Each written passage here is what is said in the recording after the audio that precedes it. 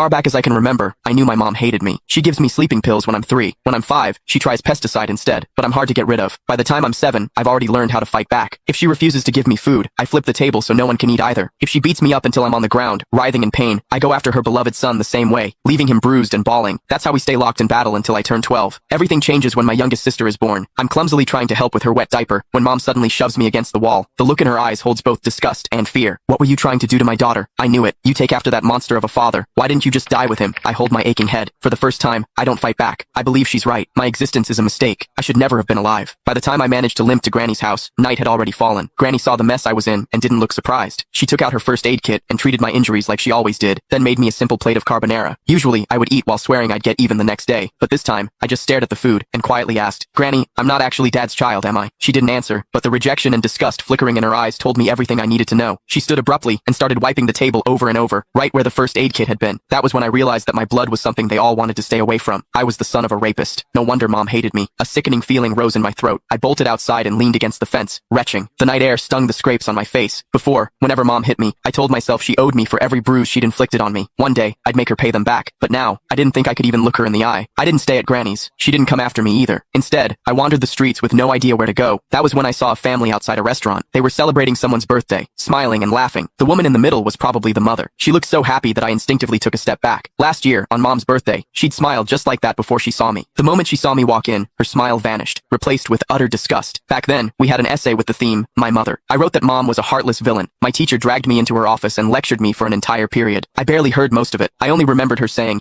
"No mother in this world would ever stop loving her child." I believed her. I saved money from collecting recyclables and bought my mom a birthday cake. I just wanted a hug, the same kind she gave my brother, Casper Willis. But her frigid expression was like a stab in the heart. I felt like a fool, standing there with that cake in my hands. Anger overwhelmed me. When no one was looking, I went out and caught a couple of frogs in the garden. Then, I hid them in the cake. I could still remember the way she screamed when they jumped out. Back then, I felt a twisted sense of satisfaction. I thought she didn't deserve to be a mother. I thought she had it coming. But now, I know the truth. The one who didn't deserve anything was me. My existence itself had hurt her. As I watched that mother's smile through the restaurant window, I made a decision. This year for mom's birthday, I would give her a gift she would truly be happy with, one that would free her completely. I decided to die. Once that thought took root in my mind, my steps felt lighter. I even started planning how to do it without troubling anyone. I needed to do something that wouldn't leave a mess. But before I could carry out my plan, a patrolling officer spotted me and brought me home. Mom answered the door. As the door shut behind us, I stared at the floor, unable to meet her eyes. Her icy tone sliced through the air. "Why didn't you just die out there?" I almost snapped back, but I forced the words down before they came out. Still, as I stared at her back, I couldn't stop myself from asking, what would you do if I really did die? Would she be the least bit sad? "If you've got the guts, hurry up and do it. I'd celebrate." She walked straight into my sibling's room and closed the door. I stood rooted to my spot in the living room. After a long while, I wiped my face and let out a humorless laugh. Mom would definitely like the birthday present I had prepared.